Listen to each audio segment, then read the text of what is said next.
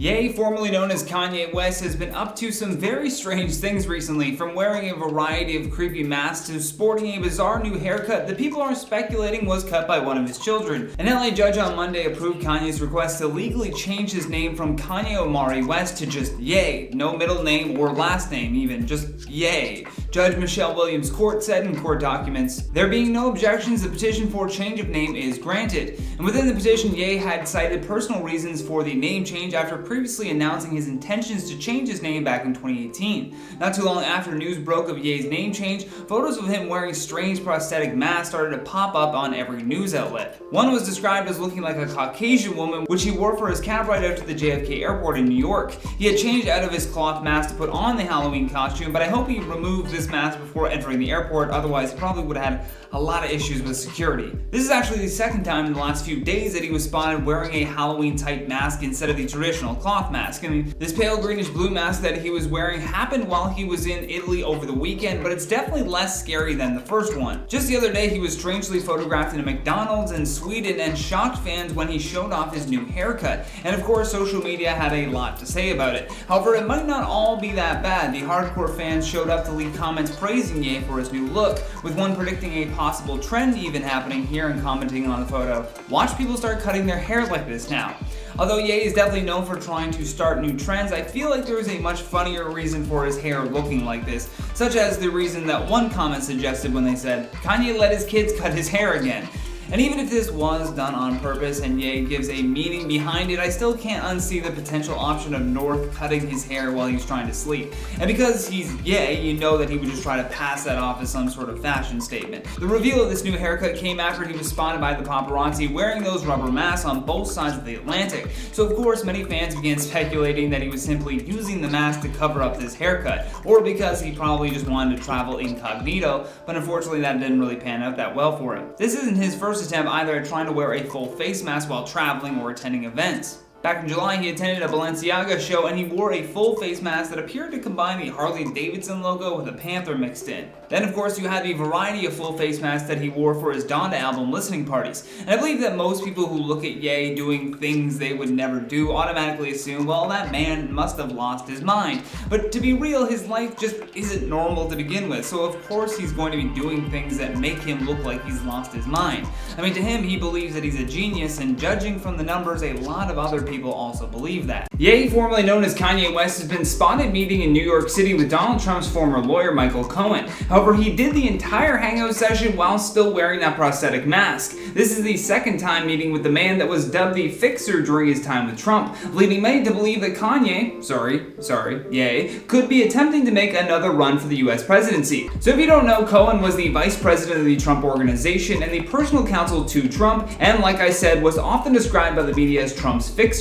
He served as co-president of Trump Entertainment and was a board member of the Eric Trump Foundation, a children's health charity. Although Cohen was sentenced to 3 years in prison in 2018 after pleading guilty to campaign finance charges and lying to Congress, among other crimes. However, in June of 2020, he was then released after a judge ruled that he had been sent back to prison from home confinement as retaliation for his plan to release a book that was critical of Trump before the November election. Now, this meeting between Kanye West and Michael Cohen is strange, and that does go beyond just the fact that Ye was wearing a creepy mask. Cohen hates Trump with a burning passion, and Kanye has in the past been a very vocal supporter of Donald Trump. According to page 6, this is the second time that the pair have met up, with his most recent time appearing to be a coffee meeting. When Ye arrived at the Upper East Side Hotel, he was spotted in the same strange prosthetic mask that he had been seen wearing at JFK Airport the previous day. Now, despite Cohen keeping a tight lip on what he and Ye were talking about, the attorney did defend Ye's use of a Halloween mask for their meeting. He goes on to say, "The purpose of the mask was so that people would not recognize him. The first 10 minutes we sat down, he was mobbed by people who wanted photos and to say hello. So we put on this mask to give him some anonymity, which interestingly enough did not really work."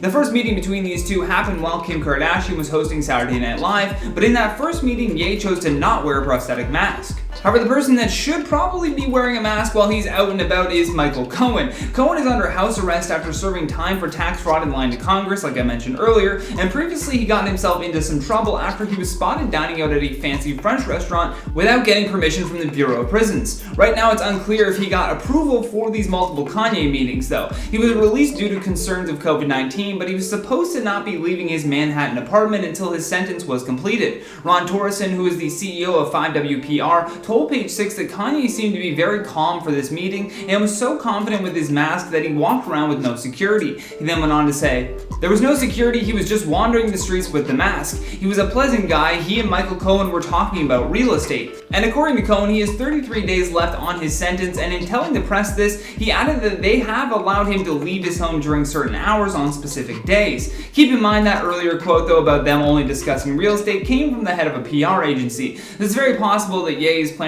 a new presidential run, and to back him up, he has someone that was very close to Donald Trump, who just may end up being a main competitor for Ye in 2024. I suppose only time will tell, though. Kanye West has been famous for a very long time, and in that time he has gone from hated to loved, then back to being hated on. It's quite the life being a controversial celebrity, and to make matters worse, Kanye has been struggling with his mental health for quite some time now. Being bipolar is no joke, and yet Kanye has refused the medication required to help him. Today we're essentially going to give you 10 examples of why Kanye needs more help. Coming in at number 10, a war of words. Back in 2016, Kanye West went on a wild Twitter rampage in which he believed he was responding to criticism of the name of his upcoming album. Part of the reason Kanye started going off was because Wiz Khalifa said that he should hit this KK and become yourself. And Kanye unfortunately interpreted KK to be his wife's initials, and so things exploded very quick. To make matters worse, Kanye's ex-girlfriend Amber Rose is the mother of Wiz Khalifa's child. I'll read you just a few of these tweets so you can have an idea of what I'm talking about here. 4th, you let a stripper trap you. 5th, I know you mad every time you look at your child that this girl got you for 18 years. 12th, you wouldn't have a child if it wasn't for me. 13th, you own waves, I own your child. And that wasn't even all of what he wrote that day. Soon after, Wiz Khalifa cleared things up by tweeting at Kanye saying, "KK is weed, fool. Reasons why you're not wavy. Go back to Swish." And in response, Kanye wrote, "I'm happy that I now know that KK means weed. Please excuse the confusion. Now back to waves." Oh god. Coming in at number 9, Toilet Grammy. Heading back to Twitter again because Kanye just can't get enough of that platform, we have the infamous Grammy in the toilet video. This was not something I could have ever predicted happening in 2020, but here we were watching a video of Kanye West putting a Grammy into the toilet and peeing on it, all while wearing Crocs or something. In the caption, Kanye West simply writes, "Trust me, I won't stop." I'm sure this was viewed as a meltdown by the people that run the Grammys, but in reality, Kanye was trying to send a message. West is among many prominent artists that are demanding the rights over their original masters to be given back. These masters or original recordings are how artists make all of their money, and most of the time in big record deal contracts, the label takes the ownership. And he just said, well, I'm gonna pee on your prize. In at number 8, SNL leaked audio tape. Saturday Night Live is no stranger to slip-ups, and because it's live, it usually just adds to the charm of how incredibly well they're doing otherwise. However, during a live 2-song act, Kanye delivered an unrehearsed and just downright awful performance. Now, the reason attributed to Kanye's disastrous performance stems from the SNL staff members changing the stage moments before he went on. Apparently, his original stage design was reflecting the stage lights and causing problems for the cameras. The worst part was that someone had recorded the audio of Kanye just berating the staff. A representative for Kanye told Rolling Stone, "This audio was secretly recorded while he was venting his frustration in a private moment with his team. He found out his stage design was changed and taken apart under the direction of the show's lighting director without anyone's approval." I mean, fair enough. That would trip up anyone, and Kanye West definitely would trip up him. Coming in at number 7, AIDS awareness. Back in 2005, during a Live 8 concert tour intended to raise awareness of global poverty and AIDS, Kanye shocked audiences. I mean, more shocking than just that line alone. Back in 2005, during a Live 8 concert tour intended to raise awareness of global poverty and AIDS, Kanye shocked audiences. During the Philadelphia tour stop, Kanye claimed that AIDS was a man-made disease and that it was placed in Africa just like crack was placed in the black community to break up the Black Panthers. What's even less reassuring is that in his 2005 hit song called Heard 'Em Say, he says, "And I know the government administered AIDS, so I guess we just pray like the ministers say." I mean, fire a line, but that message is a straight conspiracy theory. Do not think for a second that celebrities are immune to conspiracy theories. Tom Cruise being a Scientologist is pretty much all the proof you need. Coming in at number 6, 57th Annual Grammy Awards. A few years following the Taylor Swift incident, which we'll get to later on, Kanye West nearly did the exact same thing to Beck as he was accepting his award for Album of the Year. Never being the type of person to turn down some attention, Kanye briefly popped up towards the stage before turning to exit, leading many to believe that he was just outright mocking what he had done to Taylor Swift. Although Kanye would later clarify that he was in fact seriously about to interrupt Beck's acceptance speech to say that it should have been given to, you guessed it, Beyonce. I mean, his love for Beyonce is adorable, but come on dude, just tweet about it or something. Speaking of tweeting about it, West did later apologize to Beck on Twitter as he tried to smooth over yet another scandal. Coming in at number 5, the St. Pablo Tour. Back in 2016, when Donald Trump was the president-elect and during Kanye's St. Pablo tour, he not only had a very public meltdown on stage, but he also threw his support behind Trump. Furthermore, he accused Beyonce of playing politics to triumph at award shows and insinuated that Jay-Z had a hit out on him, which is just bananas. B-A-N-A-N-A-Hanas. I mean, I literally just mentioned one of the two stories in this video where he's cutting off other performers in defense of Beyonce. Additionally, he criticized Barack Obama for trying too hard to be perfect, and even had some choice words for DJ Khaled's new fiance. He ultimately ended up shutting down his concert after 30 minutes saying, "Right now, press, get ready to write your passive-aggressive LeBron James racist comments, season 4 racist comments, get ready to have a field day, press, get ready, because the show is over." Okay, I'm ready. It's over. Coming in number 4, South Carolina rally. The word disaster is really the only true way to describe the Kanye West rally. With the year of our Lord 2020 shaved into the back of his head whilst wearing a flak jacket that read security, Kanye rambled about his campaign for about an hour. This was his very first presidential campaign, which was held in South Carolina under his political banner called the Birthday Party. Yes, the birthday party. Then Kanye said that all Harriet Tubman did was free the slaves so that they could be slaves to other white people. It was a rally filled with controversies, but the biggest moment was when Kanye broke down into tears as he openly told the crowd that he nearly aborted his own daughter. This clearly is a sensitive subject for him to discuss and left the crowd in attendance with their jaws on the floor. In at number 3, Get Out. Now it didn't stop there. The day after his debut political rally in South Carolina, Kanye went on a Twitter rampage where he called out his wife Kim Kardashian and her mother Kris Jenner. In one tweet, Kanye said, "Kim was trying to fly to Wyoming with a doctor to lock me up like on the movie Get Out because I cried about saving my daughter's life yesterday." But before that, he was even tweeting about Kris Jenner, and in one tweet he said, "Kris, don't play with me. You and that Kanye are not allowed around my children. Y'all tried to lock me up." He then added a minute later, "Everybody knows the movie Get Out is about me." Soon after, the hashtag of Pray for Ye began trending on Twitter, and rightfully so. Coming in at number 2, Hurricane Relief Telethon. The destruction of the spirit of the people of southern Louisiana and Mississippi may end up being the most tragic loss of all. George Bush doesn't care about black people. Please call. Apparently Kanye West wasn't really feeling like going off of a teleprompter during the live TV fundraiser for the victims of Hurricane Katrina. This live event was on air just days after the storm, and Kanye tossed away the lines written for him in order to stir up a political debate at every moment. His co-presenter Mike Myers was absolutely floored by what he was witnessing. Seconds after making his statements, the show's producer cut off his mic and abruptly passed it over to the next presenter, who was equally as shocked. Last but certainly not least, our number 1 spot, the MTV Music Awards. Even though it's been more than a decade, Kanye in recent years has continued to shade Taylor Swift. What made things worse was Kim enabling this behavior by releasing phone call conversations without Taylor's consent. Even stranger is that Kanye was able to evolve this old incident into a new controversy. Recently, he actually was claiming that God told him to interrupt Taylor Swift.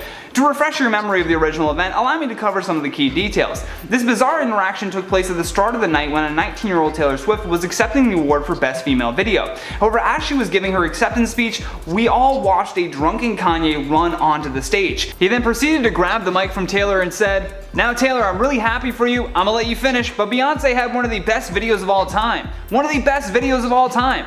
Then, as he was met with a ton of boos from the crowd, he simply shrugged his shoulders and walked off stage. Kanye West recently had a massive album premiere, but as he was performing an emotional track, he began to break down into tears over fear that he was losing his family. Coming off the heels of his divorce to Kim Kardashian, he appeared to be handling it well when he was seen jet-setting to Paris with model Irina Shayk, but now it appears as though he is still not over the divorce. Earlier this year, Kim Kardashian filed for divorce from Kanye West after what many speculated was sparked by their differing opinions on politics and lifestyle, with Kim confirming as much, saying, "He deserves someone that can go support his every move, go follow him all over the place and move to Wyoming. I can't do that. Aside from unfollowing all the Kardashians on Twitter, Kanye hasn't really posted much to social media other than promotion for his upcoming album titled Donda. This will be his 10th studio album, which was premiered in front of a sold-out listening party at the Mercedes-Benz Stadium in Atlanta. The album is named after Kanye's late mother and will be a follow-up album to his Jesus is King. According to reports online, it will feature collabs with Pusha T, Lil Baby, Travis Scott, and the most hype feature, Jay-Z. The strange thing with this event though was that it was only a listening party. There were 0 live performances. It basically consisted of Kanye roaming around the stadium floor in front of 42,000 fans. Apparently, tickets for the listening party ranged from $25 to $100. And during the track called Love Unconditionally though, West began to break down into tears, even falling to his knees as he sang, "I'm losing my family." Fans of Kanye were quick to hit up Twitter expressing how this new Kanye hit different, knowing how much pain he must be in. They write, "Kanye screaming, 'I'm losing my family, come back to me darling,' is actually making me cry, bro. I love this man so much and I want the best for him." With another adding, "I felt that, man. That one hit. It feels like I lost so much. I needed this." And believe it or not, but many are also saying that Kim was in attendance with their children along with Khloe. A fan pointed this out on Twitter as well, saying, "Kanye on his knees in a sold-out stadium with a song playing about losing his family while Kim in the building with the kids, ya goat could never." Now, while it may have certainly been very awkward for this to just come as a surprise to them, according to E! News, he was respectful and gave her the heads up. The insider also noted that Kanye did not want to blindside Kim with such personal lyrics, which definitely implies that him saying he's losing his family was not a reference to his mother, but rather Kim and his children. We shouldn't be that surprised that Kim showed up to this listening party though. During the Keeping Up with the Kardashians reunion, she said, "I respect him so much, and you know, that was my friend first and foremost, for a long time, so I can't see that going away. I will forever be Kanye's biggest fan. He's the father of my kids, Kanye will always be family." And Kanye also must have been in a bad spot as he recorded this lyric, because according to the insider, Kanye wanted to maintain their family unit, further explaining that since they have had space, Kim feels relieved that they can actually be cordial and spend time together for the sake of the kids, which is all anyone should really care about here. According to multiple reports online, Kanye West is now suing Walmart for allegedly copying some of his designs.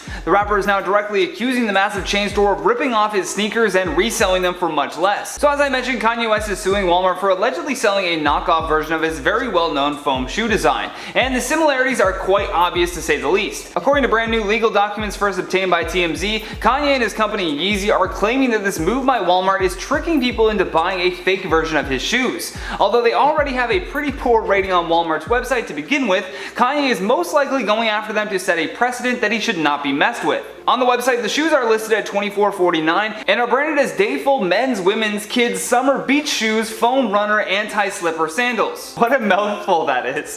Whoever wrote the name for that shoe is less concerned with people remembering it and more concerned with search engine optimization, because my god, is that a long title for what could simply be called foam sandals. No one is running in these things unless there's an emergency or a bear is chasing them. Although I guess those two are the same thing. According to the legal documents, Kanye first introduced his foam runner in 2019. However, the famous footwear would not make their public debut until June of 2020. Even at $75 a piece, these shoes sold out instantly. The claim is that Walmart knowingly made an unauthorized exact copy and has been selling it in their stores to cash in on the popularity of Kanye West and his Yeezy brand. This back and forth with Walmart though is nothing new for Kanye West. This news comes after Kanye and Walmart had already gone to war in court over Kanye's logo being too close to theirs. The retail giant sued Mr. West because they believe that his new logo was going to cause confusion and lead to customer deception.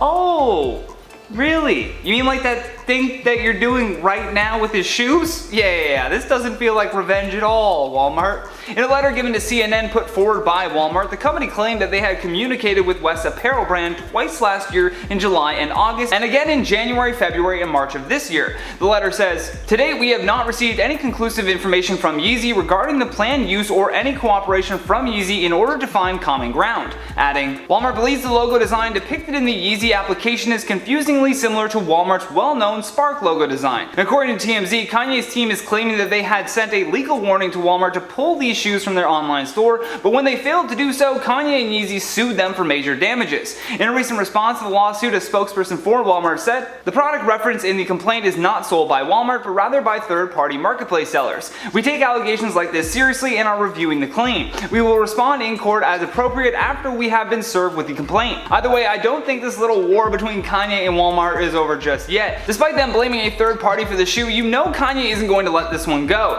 I wouldn't even be surprised if we see a Walmart diss track on his next album. Drake and Kanye have been beefing for years now, but in the last month it seems the feud has topped new heights. Was it all for album sales, or is this beef real? These two actually started out as friends, if you can believe it. When Drake was coming up, he spoke about how Kanye was one of his biggest inspirations in music. Kanye even had writing and directing credits on some of Drake's early work, most notably the song Find Your Love and Best I Ever Had. But once Drake started to become popular and take some of the spotlight off Kanye, the two started to see each other as competition, and they started taking jabs at each other and collabing less. But then in 2015, the two started collaborating on songs again, and Kanye even teased that he might actually be doing a collaboration album with Drake. Things seemed to be pretty good with the pair until 2018, when their feud really started. In May of 2018, Pusha T released a song called The Story of Adidon, which exposed to the world that Drake had a child that he was hiding from everyone. In the midst of Drake's feud with Pusha T, it was revealed that Kanye was most likely the person that told Pusha T about Drake's kid, because Drake had only told a handful of people and he kept it very secretive. This caused Kanye to publicly deny the accusation that he told Pusha, although Drake did not believe it. By September of 2018, it looked like Kanye was trying to make amends with Drake, and he apologized to Drake in a series of tweets. He said he was sorry for quote stepping on Drake's Scorpion release date, and also that he quote should have spoken to Pusha about dissing Drake on Infrared. Kanye said in another tweet quote, "I did not have any conversations about your child with Pusha. I don't play with the idea of people's children after I spoke to Wiz a few years earlier." But that apologetic sentiment changed days later when Kanye called out Drake for insinuating that he had slept with Kanye's wife, Kim Kardashian. This was in the song In My Feelings, where Drake calls a woman Kiki, which is a nickname for Kim. Kanye said back quote, "People making rumors or thinking that you slept with my wife and you're not gonna say anything, that doesn't sit well with my spirit." Things were pretty quiet with the pair for a few years until the present day, when their drama was brought to the public once again. It all started again on August 21st, 2021, when Trippie Redd's song Betrayal was released, wherein Drake disses Kanye, where he raps quote, "All these fools I'm beefing that I barely know, 45, 44, burnt out, let it go. Ye ain't changing for me, it's set in stone." Kanye responded to that call out with a screenshot of a message that Kanye sent to Drake in a group chat full of other rappers, where Kanye says in part that he lives for this drama and Drake will never recover from Ye's takedown. Kanye also leaked Drake's Toronto address to the world, which really wasn't that big of a deal because pretty much everyone already knows where Drake lives. After weeks of promotion, Kanye also dropped Donda on August 29th with minimal references to Drake. And shortly after Donda's release, Drake announced that he would be dropping his own album, Certified Lover Boy, on September 3rd, only a week after. Many of the tracks took aim at Kanye, most notably 7 AM on Bridal Path, where Drake mentions the home address incident. Drake says, quote, "You know the fourth level of jealousy is called media. Isn't that an ironic revelation? Give that address to your driver, make it your destination, instead of just a post out of desperation." As of now, both albums are released and are competing for the top spot. Currently, Kanye's Donda has taken the spot at the top of the charts, with the album taking the #1 spot over Olivia Rodrigo's. The album has also had the biggest opening week this year. Donda will be launching at the #1 on the Billboard 200 chart with 309,000 equivalent album units, according to MRC data, surpassing Olivia Rodrigo's Sour with 295,000. Kanye also earned his 10th #1 album, becoming the 7th artist to ever do so. According to West's label Def Jam, the album has reached #1 in 11 countries and had more than 775 million streams around the world. But when it comes to streaming, Drake is the clear winner. The day after the release of Certified Lover Boy, both Spotify and Apple Music revealed that the album had the largest debut streaming numbers ever, with CLB snagging the spot for the most streamed album in one single day. Drake actually broke his own record. His 2018 album Scorpion held the top spot for many years until his latest release. This makes Donda the 3rd place for that record, which is very impressive, but still puts him behind 2 of Drake's albums. And with these very impressive streaming numbers, it wouldn't be a shock if Drake knocks Donda out of 1st place on the charts. I guess time will tell with that one. Back in August of this year, Kanye West sent out a tweet claiming he was worth over $5 billion and looking for a new trusted Christian CFO. Guess that takes me out of the picture. He made the claim again in September while on Nick Cannon's podcast, and although Forbes estimated his net worth at $1.3 billion, they claimed West showed documents claiming he was worth over $3 billion. It's a lot of money. However, the truth has come out and the producer, rapper, fashionista isn't worth as much as people once thought. I mean, he's still stupid rich, so it's not like the numbers really make a difference at this point, but still facts are facts, and I can tell you for a fact, Kanye is not a billionaire. Damn, go off. As we know, Kanye has made some wild claims in the past. After signing a 10-year deal with Gap, West claimed to be worth $5 billion. And now that he's running for president as an independent under the birthday party, West legally had to disclose how much he's actually worth and how much debt he's in. As per the report first obtained by Business Insider, West's company, Yeezy LLC, is worth over $50 million. And his footwear and apparel company, Yeezy Apparel LLC and Yeezy Footwear LLC, are also apparently both over $50 million. Listing a total of 29 corporate entities in which Kanye is either the trustee, director, manager, or some other managerial position. The man's got his hands in everything from music to fashion, residential housing, and even construction. Most of the businesses West is part of are located in Wyoming, where he's currently living on a massive ranch. He claims to have pocketed $5 million over the past year from 8 different entities. West also has stakes in Adidas and Nike, which are believed to be worth as much as $50 million and $25 million respectively, which is like a lot of money. However, the man isn't just a moneymaker. He likes to spend, and it seems when you're worth as much as he is, you spend quite frivolously. The report claims that West is in $100 million of debt, with the majority of his debt stemming from mortgages. Of course, there was also the potential tens of millions of dollars he spent on his campaign, which, as you can imagine, isn't picking up too much support. As per TMZ, Kanye employed Let the Voters Decide, which is a third-party petitioning group, who try to get people's signatures so Kanye can get his name on the ballot. It's being reported West's team paid the company between $3.5 to $4.5 million to get signatures across 15 states. It seemed that the most expensive state was Arizona, where Kanye spent $1 million to get 93,000 signatures, but the judge denied him from being on the ballot anyway. In Ohio, Kanye apparently paid $325,000 for signatures, and in Virginia another $300K, but still he wasn't able to get on the ballot. He spent $30,000 in Illinois, which he also didn't make the ballot for, and although he didn't make it in Wisconsin either, it's unclear how much he spent there. He did make the ballot in 12 states, including Kentucky, where he spent $400,000, and Iowa, which cost him $80,000. Wait, so to be clear, he's on the ballot right now, the presidential election, for some states? Yeah. Wow, I guess I'm super excited to see how many people vote for him. That would be crazy. At the beginning of September, it was reported Kanye had spent upwards of $6 million, and to date it's unclear what his total spending has reached. But I wouldn't be surprised if it hits 10 million sooner than later. However, as we get closer to the election, it seems his chances are realistically non-existent, so hopefully he'll stop spending so much. Forbes had Kanye at the top of their list for highest paid musician and celebrity overall in 2020, clocking in $170 million. So yeah, he's on the ballot. He spent a lot of money to get on the ballot for nothing. I mean, like I said, like even if he's not worth $1 billion, he's probably worth like what, 900 million? Like, oh, definitely. The guy's got like he's got money. He's got a lot of money. I mean, Yeezys sell well. I mean, I'm literally wearing them. Hey. If you can see, so I mean, I'm clearly a fan. Also, Kanye didn't reveal how much Kim makes and her finances in general, which politicians usually do. Really? And I find that interesting because apparently there's only an exemption in the case of divorce, separation, and unusual circumstances. Wow. Which is like... That's so crazy, but it also seems weird he's not, maybe it's when you're like an official candidate, I guess he is, but maybe it's just when you're affiliated with a party, Democrat, Republican, they ask you to do that? I mean, it's just like a common thing. And he just Kim doesn't want to release her books. Yeah, he just didn't want to do it. It's also crazy how he's in $100 million debt. Like that. So still. Yeah, in mortgages.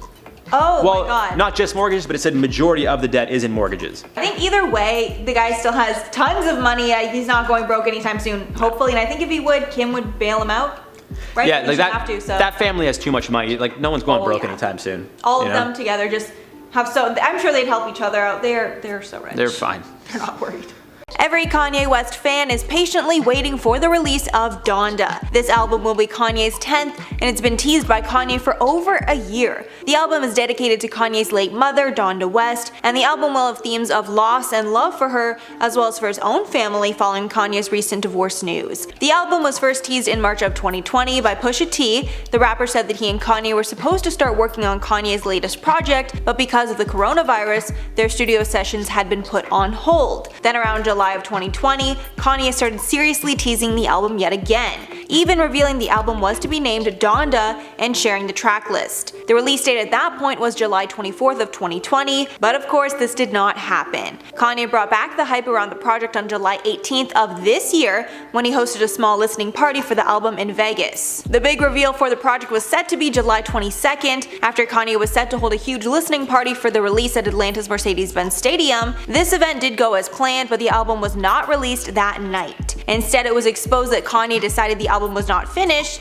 and it needed more work. So he pledged to stay in Atlanta's Mercedes-Benz Stadium until the album was released. It's been close to a week now and the album is still not done. Kanye even confirmed that he was living in the stadium when he posted a photo of the room that he was living in. It's a small closet with just a simple bed along with Kanye's clothing. Kanye didn't caption the photo, but the intention was clear, that he was living there until Donda was finished. Now let's get a little more into the album, Donda.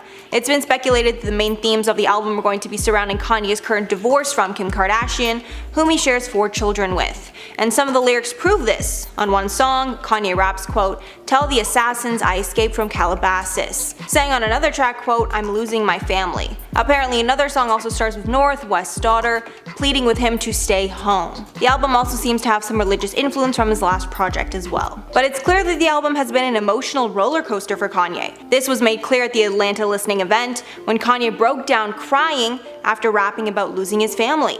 This took place during a track called Love Unconditionally. After the song played, he dropped to his knees and started crying. Even more confusing, while the track played about losing his family, Kim and their children were in the audience watching. One of the tracks also showcased his mother saying, quote, "No matter what, you never abandon your family." But apparently Kanye actually gave Kim a heads up about these lyrics, and Kim even gave input on it. So thankfully they're still on very good terms, it seems. Kim told Andy Cohen about the divorce, quote, "I will forever be Kanye's biggest fan. He's the father of my kids. Kanye will always be family." Later adding that their marriage was, quote, "so real and filled with lots of love." So let's get more into Donda West, Kanye's late mother. Donda passed on November 10th of 2007 due to complications from multiple plastic surgeries. Donda had liposuction, a tummy tuck, and a breast reduction the day before she died. According to the autopsy report via People, quote, "West was able to walk out of the clinic after 5.5 hours of surgery, heavily bandaged and prescribed Vicodin for pain. She opted to return to her home for her care, even though she was advised that she received post-operative care at another facility. She was apparently cared for by a nurse at her home." Kanye was incredibly vocal against Donda's surgeon, Dr. Jan Adams, following the procedure, even blaming him for her death. However, he states that nothing went wrong with the procedure, but rather with her aftercare. It was alleged from one source that Donda apparently took far too many pain pills at once, and this actually led to her passing, although it hasn't been confirmed. A little known fact about Donda is that she was actually Kanye's momager before she passed, similar to Kris Jenner. She previously worked for the faculty of the English department of Chicago State University, but left to help manage Kanye's career. She even wrote a book about him titled Raising Kanye: Life Lessons from the Mother of a Hip-Hop Superstar, which came out in May 2007, just months before she passed. So it's clear that she was a huge part of Kanye's life and is dearly missed. Now going back to the album release date, it was rumored that another reason Kanye delayed the album back in 2020 was due to his presidential run. This not only exposed a lot of Kanye's controversial political opinions, but also got him in a lot of heat with Kim, as he exposed some of their darkest secrets at campaign rallies, along with his tweet rants around that time. Although Kanye has hinted that he's eyeing 2024 for another presidential run, nothing has been set in stone as of now. In other news, Kanye West is now tangled in a $1 million lawsuit from employees at his Sunday service opera. Those employees are now accusing Kanye of not paying them. His first opera launched in November of last year and debuted at the Hollywood Bowl, which featured his famous Sunday service choir. Although now that we are a year removed from this event, it has become the centerpiece for a hefty lawsuit. The Blast has acquired documents that put Kanye and Live Nation on the defending end for failing to provide pay stubs and failing to pay minimum wage and overtime, among many other grievances expressed by the choir. A hair assistant, for example, also complained that her pay was very delayed and that she is still waiting for unpaid wages. In addition to the money that they are owed, the plaintiffs will be seeking continuing wages, damages, civil penalties, statutory penalties, and attorney fees and costs. The lawsuit also details that several other performers had also not been paid. This includes production teams and background actors that performed as audience members, which is kinda hilarious that he hired actors to sit in his audience when any hardcore Kanye fan would have paid him just for that experience. The bizarre thing is that this isn't even the only lawsuit that Kanye is in right now. He's also being sued by a tech company called My Channel Incorporated that claims to have helped him promote his Yeezy apparel back in 2018. Again, they completed this task and saw no revenue in return. Allegedly, Kanye had broken the terms of his oral partnership agreement when he failed to provide the $10 million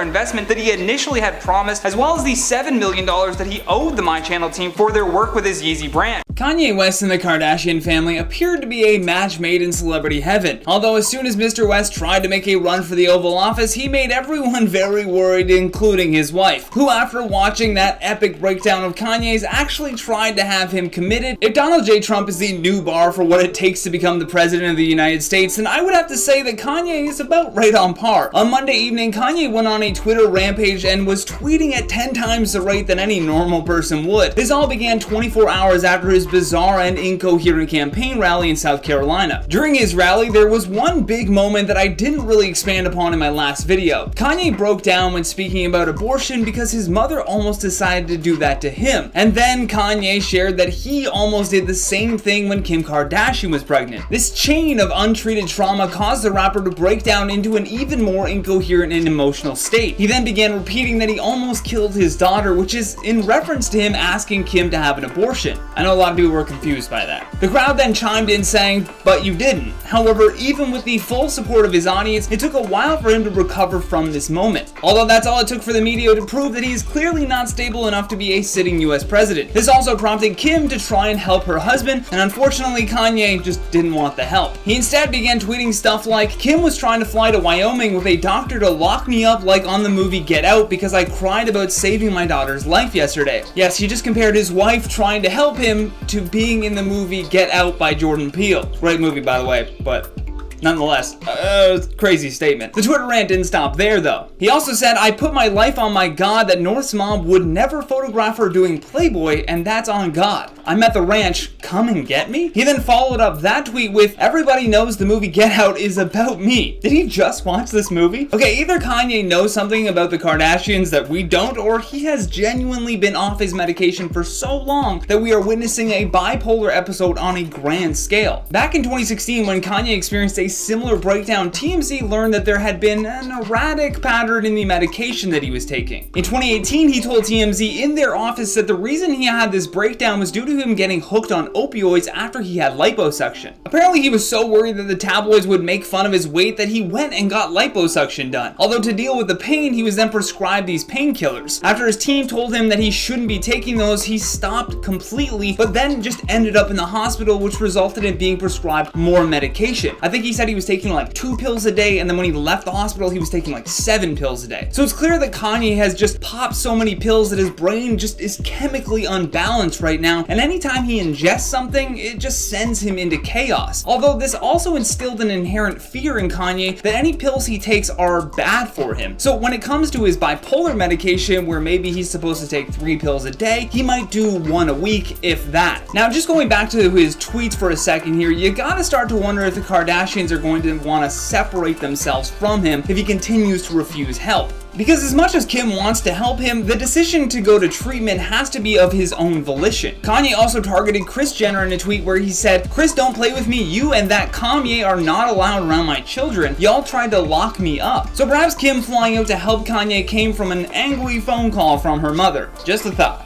Kanye West as of late has been an absolute mess, and his wife Kim Kardashian has finally arrived on the ranch to have what the press are calling crisis talks. And to make matters worse, emergency service vehicles were also spotted at the ranch and were apparently treating him for a severe anxiety attack. This week in Kim and Kanye news was a big one, and if the pair decide to divorce, it could end up being a massive financial war. Multiple sources have apparently told People magazine that the couple have been discussing a split for quite some time now. With Kanye's latest string of controversial tweets and statements during his rallies, things are not exactly looking great. His behavior has certainly been very erratic since announcing his 2020 presidential bid. Kim has seemingly been trying to handle the situation in a mature manner by standing beside Kanye even at his very worst. On July 24th, he postponed the release of his new album titled Donda just hours before it was about to drop. According to The Blast, Kanye instead made a stop at the emergency room in Wyoming because he was experiencing severe anxiety issues. The following day, West then tweeted an apology to his wife saying, "I would like to apologize to my wife Kim for going public with something that was a private matter. I did not cover her like she has covered me. To Kim, I want to say I know I hurt you. Please forgive me. Thank you for always being there for me." The timeline I just laid out is exactly what I predicted the solution would be for Kanye. I said that if he can just go to the hospital and get checked out, it will not only put things in perspective for him, but hopefully he can find, peace with some treatment. Sure enough, he was treated for his anxiety, left, and then fired off this tweet apologizing to his wife. Although him talking about nearly not having his daughter North should have been followed followed immediately with an apology to Kim. With him just tweeting even more craziness after that rally, it only stoked the flames for what could be a massive divorce settlement if these two don't figure things out. The sad thing is that all of this talk of divorce would never have risen if Kanye didn't start tweeting that he was trying to divorce Kim. I don't know if it was an episode of mania or if he was just fired up and tweeted that and then immediately followed up with an apology, but when Kim saw those tweets, a source close to the family said that she just broke down in tears. Just yesterday, a paparazzi snapped these shots of the pair having crisis talks in their car after Kim flew to Wyoming. It's clear in these photos that Kim is extremely upset and sobbing while they have these intense conversations. The toughest part for this celebrity couple was that they weren't beside each other when all of this was going down. I believe Kim was in LA for filming of Keeping Up with the Kardashians while Kanye had secluded himself at his ranch in Wyoming. An insider told People magazine that she's tried multiple times to reach out to Kanye, but he just repeatedly ignored her. This is the first time the couple have actually been pictured together, and it's clear that Kim is done with being ignored. I should also mention that during that rally, the rapper appeared to acknowledge that his comments would be met with a negative reaction by his family. He explained that if his wife were to divorce him after making those comments, he would still be thankful that she had North. In terms of actual divorce proceedings, nothing is really official. With the couple now being pictured together, at least discussing the matter in person, this could go one of two ways. Either they stay together and work it out, or they split up and go their separate ways. According to TMZ, the latter is becoming the more likely option at this point. Kanye recently made another last-ditch effort to get on another ballot, and this time it was in Missouri. A representative for the Secretary of State confirmed that Kanye had submitted enough signatures before the 5 p.m. deadline on Monday to be considered as an option for the November 3rd elections. In addition to this, he also spent upwards of $30,000 to just get on the ballot in his home state of Illinois last week. And if I can give my opinion on this matter before we check out some of your comments,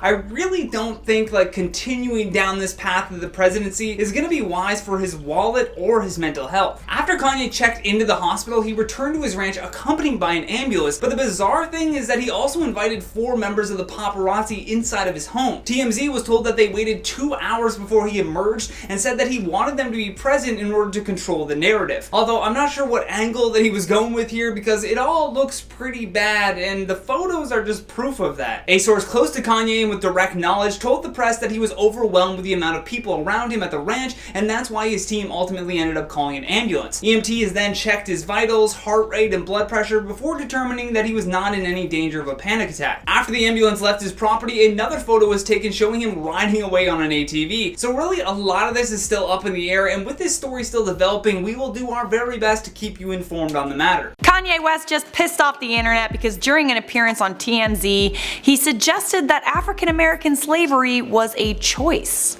As in, African Americans could have chosen not to be enslaved. Ooh.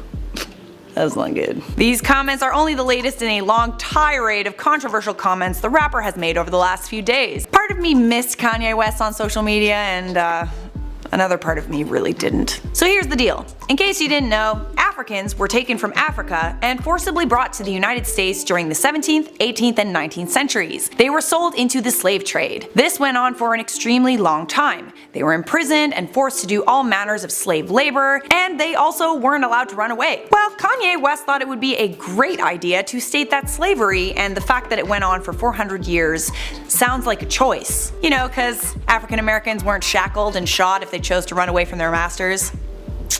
Yeah. Following his statements, Kanye West was called out by a member of TMZ, Van Lathan, an African American. Lathan said that Kanye's comments appeared to be made without thought. He also said black people have to deal with the marginalization that has come from the 400 years of slavery that you said for our people was a choice. He added, "I'm appalled and brother, I'm unbelievably hurt by the fact that you have morphed into something to me that isn't real." Kanye later clarified on Twitter that his comments were misinterpreted. He tweeted, "To make myself clear, of course I know that slaves did not get shackled and put on a boat by free will." He says he brought up the 400 years point because we can't be mentally imprisoned for another 400 years, and we shouldn't be afraid of speaking our minds. Maybe Kanye didn't mean what he said in the way that it was received, but he's too important. His voice is too big to be making comments about an issue as sensitive as slavery without worrying about the consequences. When in doubt, just don't say anything. PR rule number 1. And then there's the idea that maybe he is saying these things to get a rise out of people because,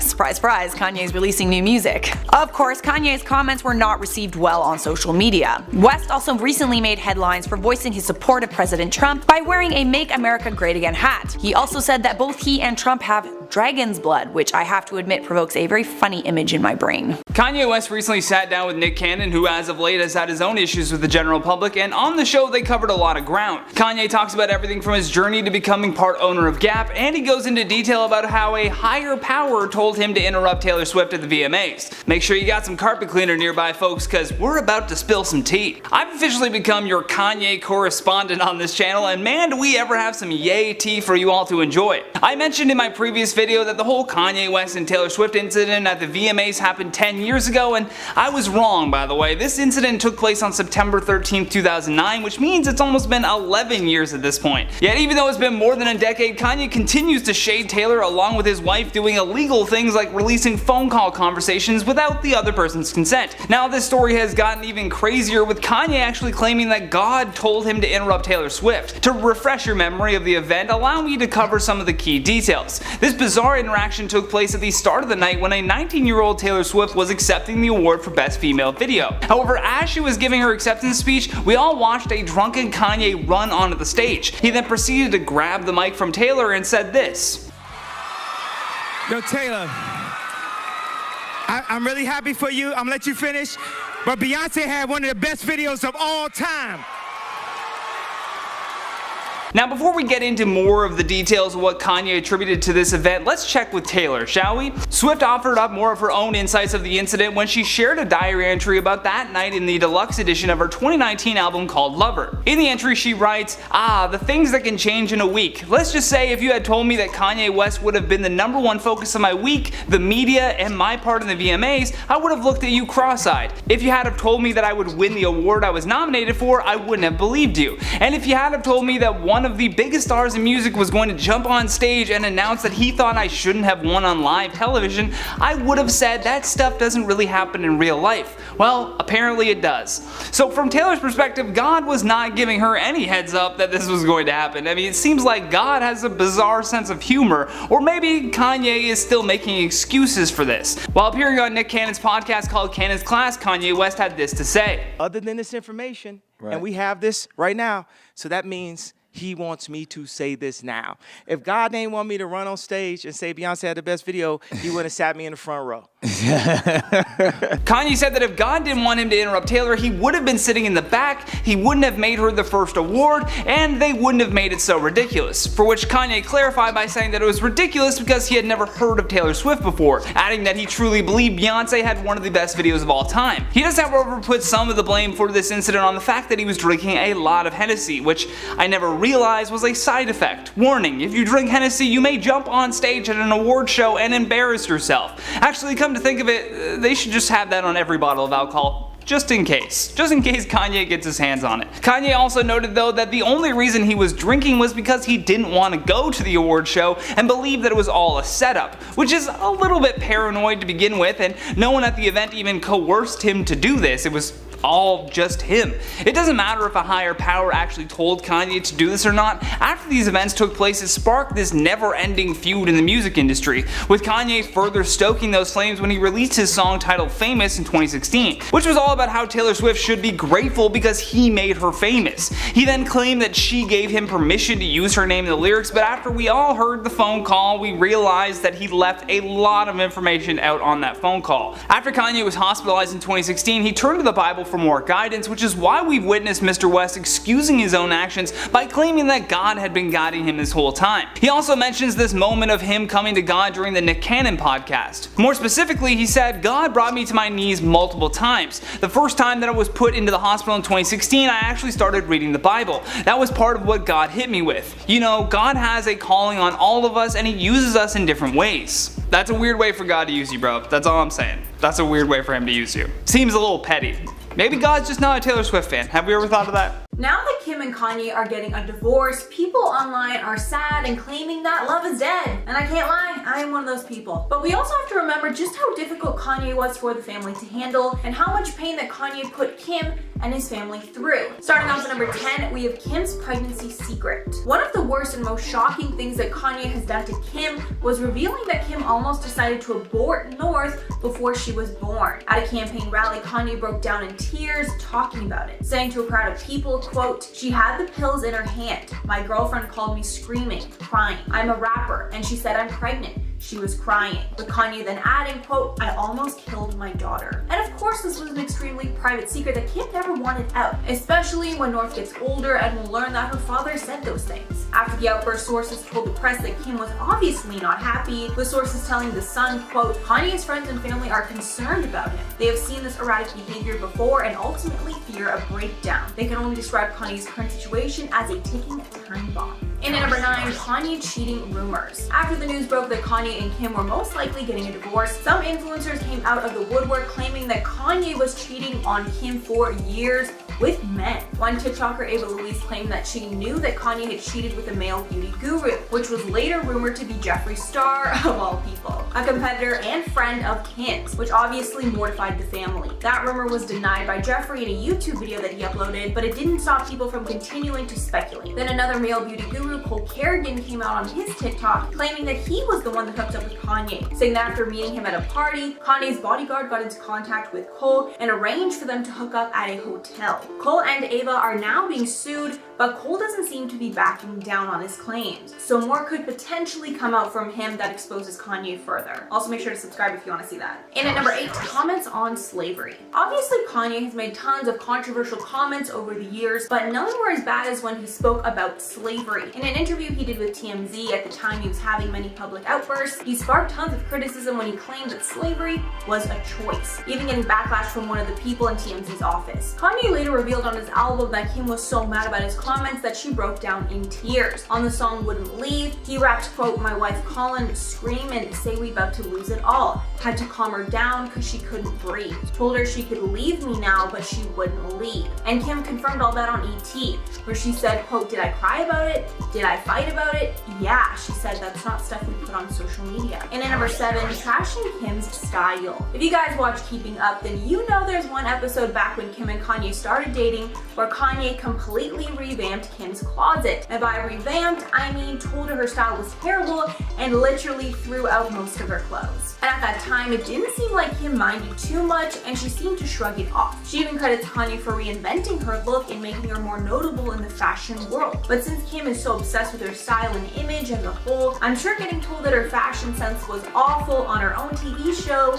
just stuck a little bit. In one interview on the topic, Kim said, quote, "I always thought I had really good style until I met my husband, and he told me I had the worst style. I probably had 250 pairs of shoes, and when we were done cleaning it out, I had 2 pairs left and I cried." And since then, Kanye has been styling Kim, and I'm sure the comments about her fashion that haven't made it to TV are even worse. And at number 6, jealousy. Kanye is definitely the jealous type, as we've seen on multiple occasions. But apparently Kanye is so jealous it also affects Kim's private life with her male friends and colleagues. And Kanye is very controlling over which men she can spend time with, even publicly talking trash about his wife or posting risque pictures in the past. A source actually spoke about Kanye getting jealous in real life, telling a story and saying, quote, "Kanye came out of a meeting at some fashion office on Wooster Street and found this really tall, hunky white guy talking to Kim. Kanye walked right up to Kim and said, quote, 'Who's this guy? You like this guy?' Then when the man told Kanye that he was married with kids and told Kanye he had nothing to worry about, Kanye clapped back, quote, 'Oh, but if you weren't married with twins, I'd have something to worry about.' And obviously, that's just really embarrassing for Kim. And at number 5, can't keep promises. The lead up to Kim and Kanye showing off their insane mansion was spoiled when Kanye decided to post some pictures of the house prematurely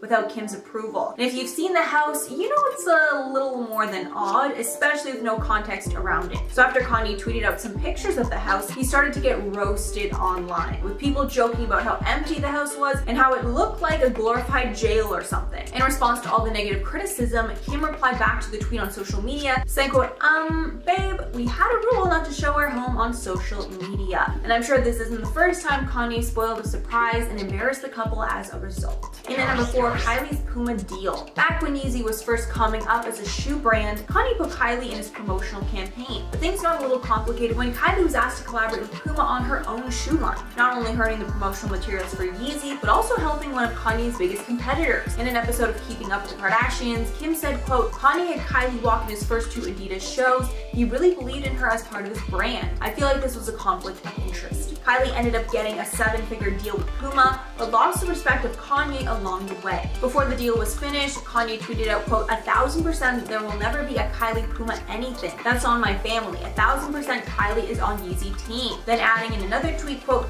Puma, I've got to give you your measly $1 million back. Never try to divide the family. But the situation got even more embarrassing when Kylie ended up taking that Puma deal. And although Kanye being upset with her was completely justified, he definitely shouldn't have tweeted about it. It was really embarrassing for everyone involved. Number 3, literally all his tweets. It seems that Kanye's time on Twitter happens in waves. He usually isn't tweeting much, but then other times he's tweeting up a storm. And it seems that when he is tweeting, it's usually things that expose Kim or the family as a whole. And it's hard to pick out just some of his worst tweets exposing the family, but in one he called Kris Jenner Kris Jong-un. He also tweeted about Kim and the family trying to lock him up after he was ranting on Twitter. And he also tweeted about wanting a divorce from Kim and listing all the reasons why. Things got so bad that Kim had to address it all on her Instagram. Kim posted a long Instagram story message about how Kanye has bipolar disorder and she's powerless to help him as he is an adult. And at number 2, Trump's support. Kanye shocked the world when he came out in support of Trump on Saturday Night Live, wearing a MAGA hat and giving a long rant on why he feels that way. After the outburst, a source told People, quote, having all this backlash against Kanye is embarrassing for her and her family, but she will never say that. She supports Kanye through and through and truly does think her husband is entitled to his own opinion. But there was most likely some tension as Kim publicly supported Hillary Clinton in the election. Kim ended up addressing the backlash against her husband in a tweet saying, quote, most people, including myself, have very different feelings and opinions about this, but this is his opinion. I believe in people being able to have their own opinions, even if really different from mine. And finally, at number 1, Meek Mill cheating. In one of many of Kanye's outbursts, he told the world that he wanted to divorce Kim, and his reasoning was that she was cheating on him with Meek Mill. The tweet read, quote, I've been trying to get divorced since Kim met with Meek Mill at the Waldorf for prison reform, putting prison reform in quotes to signify that it was a BS excuse for them to meet up, with Kanye even adding in another tweet that Meek was respectful and Kim was the one that was out of line. But thankfully, a random person who was at the hotel that day posted a picture they took of Kim and Meek together, showing that Meek and Kim were outside publicly having lunch, and they were also joined by philanthropist Clara Wu, clearly proving that no cheating was going down.